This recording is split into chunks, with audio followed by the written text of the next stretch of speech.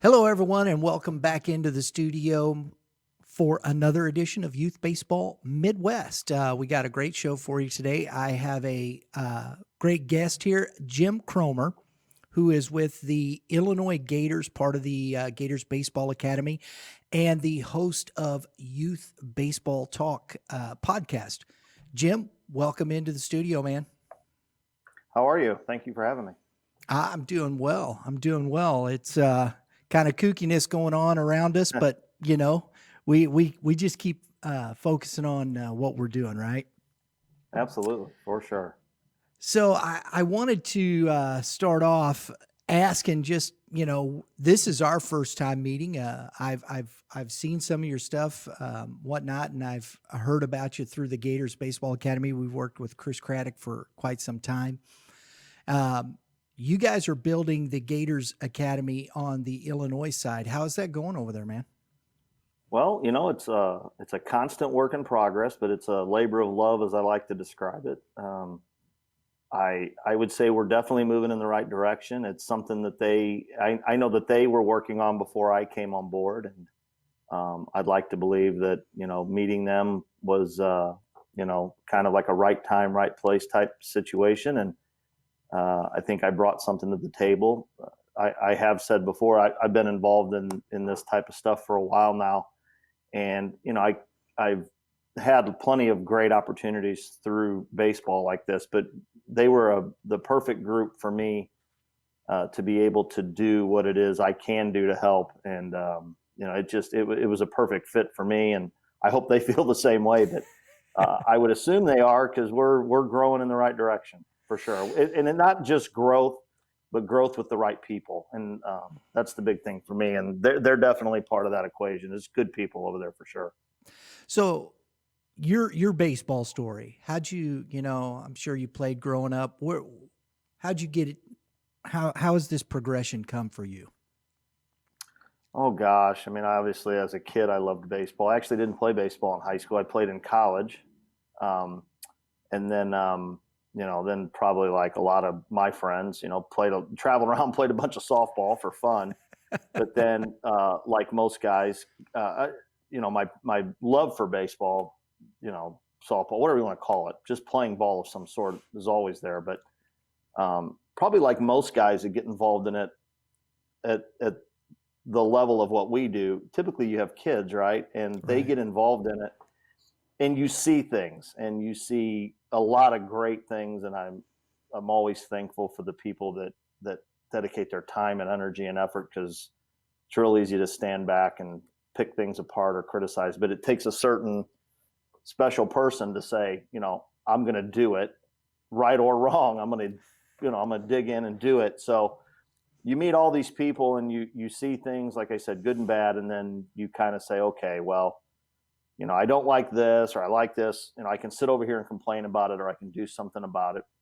And then probably with the way it goes for most people, you meet somebody that has before you gotten involved pretty heavily and said, okay, Right. there's another way. And then that's where, the whole, and again, I'm not a labels guy, but the whole travel or select or whatever you want to call it, that was kind of where my entry into this, it was with my first son, and just meeting some people that, I didn't even know it was out there. That type of thing was out there until, I met somebody, and I'm sure everybody else is kind of the same way. And that's the thing. I agree. And we have travel baseball. I think you have travel baseball from, I believe, you look at that 6, 7, that might be a little young, but 8 through 12U. And I think you really get into, in my estimation, this is just my own opinion of it, select ball when you start at that 13, 14, because that's when you really see the kids develop into maybe what they're going to be. Because how many kids have you seen that, physically they're just not there, but by the time they're 15, 16, boom, you're like, where'd that kid come from, right? Well, yeah, I would say this. There's a really good speaker out there, teacher of the game, teacher of the mental side, named Steve Springer. You're probably familiar with him. He's got an unbelievable story about his path to the big leagues, and you know he, he talks about his journey and basically wants everybody to know that his journey, while not everybody's is going to wind up in the big leagues, is very similar. And that is, baseball, number one, is a sport that will just beat the heck out of you, right? Like Yeah. it's such a sport built around failure. And Then add in the pressure. more mentally than physically, right? Yeah, absolutely. So then add in the pressure that the kids put on themselves, add in the pressure that we put on them as parents, coaches, fans, whatever you want to do. Then let's get real about it and say that a lot of them probably aren't equipped physically to do what we're asking them to do.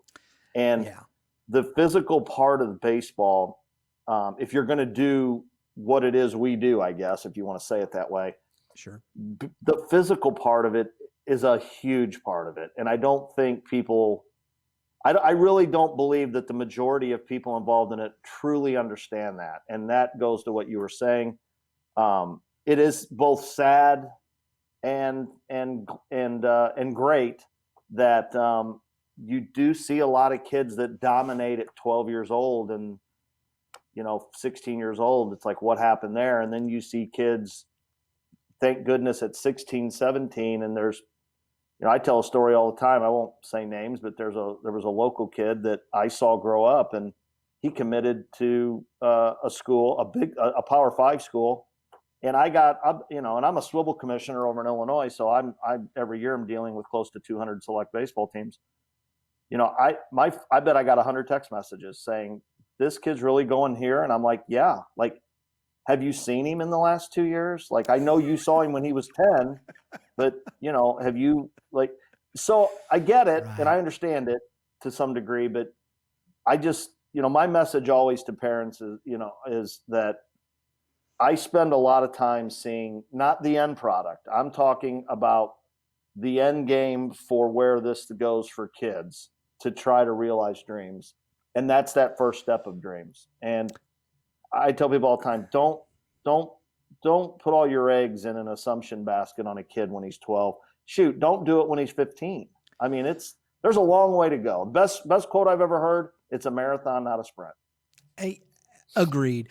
And two, then you look at the aspect, and I believe if we will focus in these areas, we have a lot of great clubs. Like you said, there's a lot of great people. There's a lot of things. And I think the conversations need to be had.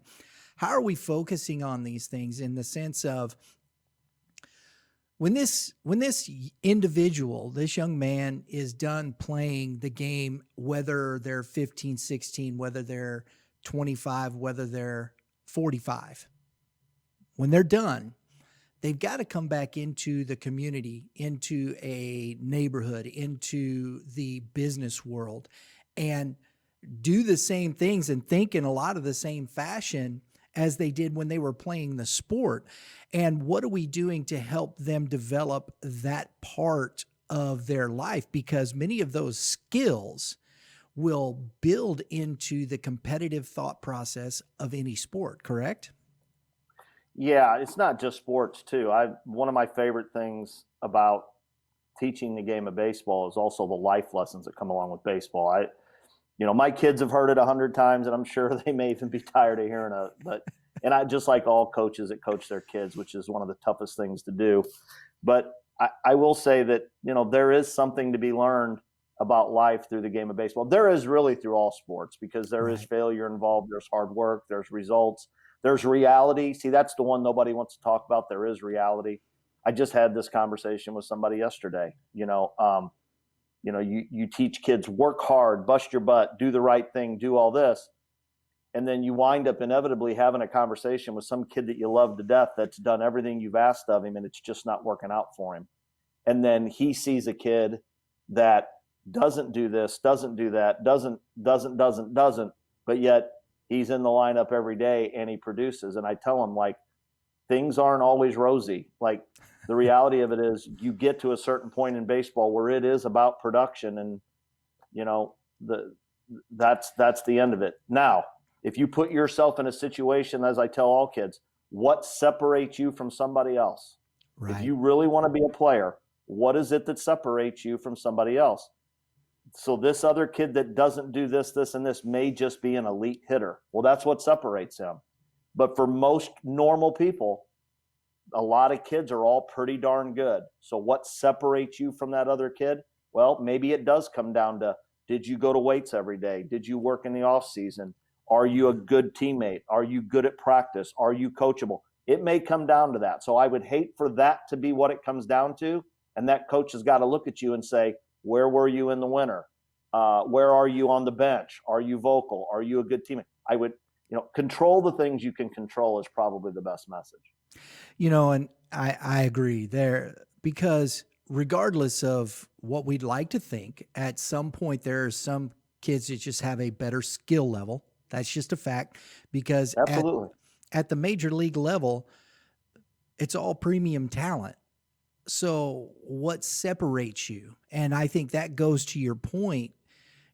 At some point you're going to reach, whether it is in sport or in business, you can go to the level of where your mental or your capability to think and use your mind takes you. Because physically, sport is it's physical. Say what you want to, it's physical. You got to hit, you got to run, you got to throw, tackle, whatever, shoot, whatever game you're playing. But when you get into life, as you said, all those things that you talked about really then become the factor, because you could be a premium talent with your skills that aren't physical.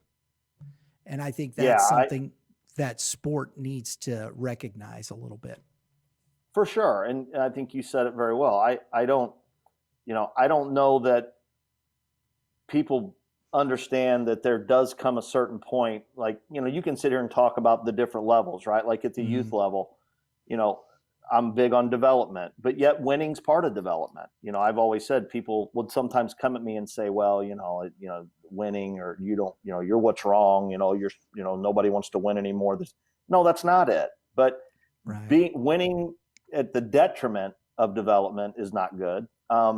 But I will say this, like I said, teaching kids to learn how to win, teaching them how to compete, teaching them how to do this, all should transition into life. Now, does it? No, of course not. It doesn't work perfectly in anything that we do, right. But all we can do is try. As a parent, I would challenge everybody. I don't know about you, but my kids certainly don't do everything the first time I ask them when they're young. I mean, it's a learning process. Heck, they're older. They still don't. But I don't know too many people that are perfect. Obviously, there's one guy that I know of that's perfect, and he's not hitting any sliders down here for us. But the truth is, I would say this. I enjoy it as much, and I've been very blessed to be a part of that on the other side. But you don't have, I would also encourage this. You don't have to be a coach in the dugout to do these things with your kids or kids that you care about. I mean, there's a way you can go about this as a parent that, in my opinion, is probably the biggest problem that we have with all this and again, I'm not dogging parents. No, I understand. We're all at fault as parents, because we get emotional. We get way too emotional about this. And it's hard to separate the emotion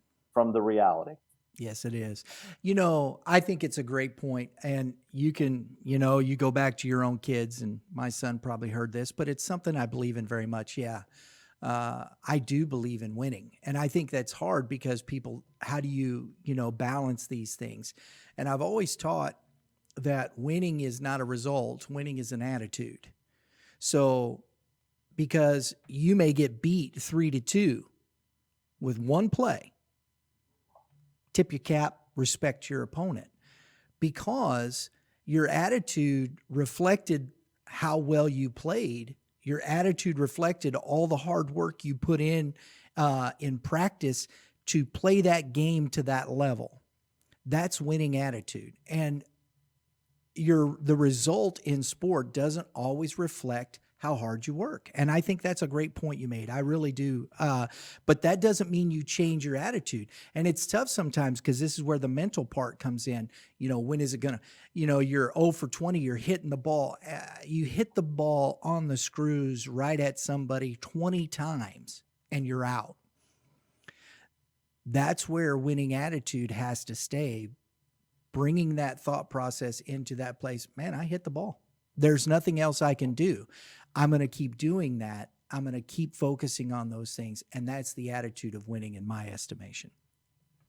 Absolutely. Like, and then again, I'll go back. I brought up Steve Springer earlier. He really preaches that we have to define, we have to redefine what winning is. We have to redefine what positive is. We have to redefine what success is, basically. You know, we hear a lot of terms thrown around in baseball sometimes, and some of them are great and some of them are probably overused and some of them are misunderstood.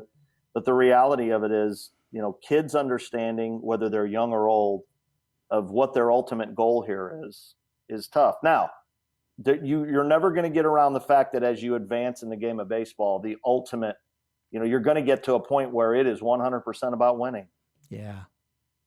Like if you're fortunate enough to get to a level where you're actually getting paid, and I don't care whether you're getting paid $600 a month or you're getting paid millions of dollars. Once you're at that level, it's time to produce or it's over. And, right. That's tragic in itself. But at the same time, I tell people all the time, like, if you get to a point where somebody tells you it's over and you're not just quitting on your own, then you've made it pretty far. Like, you've made it as far as you can go. But, do it, but give it everything you have and see what happens. And then you can live with it. Playing in college and then not having an opportunity after college or making it to college and not starting. Yeah, somebody's going to look at that and go, I failed or that stinks. That's not necessarily the case. I mean, you've played out your dream, whatever that is. And, sometimes you'll look back on it. And again, I believe this in my heart that a lot of people will look back on it someday and go, yeah, I was able to do that. And I put in a lot of work and it was satisfying for me. Some kids won't love the game as they get older with it and they'll decide to walk away from it. That happens. The thing that bothers me the most is the kids that walk away from this game because we as coaches or we as parents didn't handle it properly. And we don't like to talk about it sometimes, but it happens. It happens more than we care to admit. And if there was one thing that I could fix, it would be that. There's not a one size fix for that, but I think we could all be better. But, coming full circle to our conversation, it is one of the things that I know we try to do at the Gators. Right. With the youth teams, I know we don't necessarily physically control them like everything they do at a youth level, but we do try to instill thoughts in them and try to share knowledge with them. Now, I always say you can bring a horse to water, but you can't make it drink. But the one thing that I do like that we do is we do encourage coaches to learn right along with the kids. So if people want to take that knowledge and use it, not just the physical part, but the mental part, I would encourage it because ultimately we got a lot of great coaches out there, but we could all do better on the mental side. We got a couple minutes left here. You guys picked up, what is it? You just merged with the Southern Illinois Drillers or Bullets. SI Bullets. Yeah. SI Bullets. Yeah. Which was always a good group of kids. I've seen them play in tournaments around. So you've added Todd Poe that. does an amazing job. Yeah. He does a great job. And so you guys are growing in that respect. And, just a couple minutes here, what would you say moving forward if anybody's looking for something on that side of the river? What would you say to them? Well, you mentioned it earlier, and I'm always very careful to say this. I'm not one of these guys. I don't want to get into our club versus your club. There's a lot of great clubs out there, a lot of guys doing a great job. Believe it or not, behind the scenes for the majority, most of us are friends and most of us talk and most of us bounce stuff off one another. Most of us are trying to do good things for our region and trying to make it better for our region. So some of the concerns that parents have, know that we as a group are trying to combat some of the things that are a pain in your butt. So that does go on. But as far as like on this side of the river, what I see happening for us is obviously we have every intention of continuing our growth. The bottom line is they've grown since they've come over here. We've probably grown to the point now where, we need to get even bigger, but we need to get bigger ourselves so that we can handle this growth. And we are doing that. As far as moving down south with Todd done an amazing job. I met Todd with the team that I coached when we were 9 years old. And it was just awesome. Every time we played them, it was a great baseball game. It was never going to be a game where when it started, it was over before it started. they were going to be a great game and somebody was going to win because somebody pitched better or somebody got a big hit or somebody made a play, which is what we should all strive to do. But the reality of it is we've kind of outgrown ourselves over here, and it's time to get bigger. And that's the direction we're heading. And if you want to know more, just contact us, GatorsBaseballAcademy.com. There you go, GatorsBaseballAcademy.com.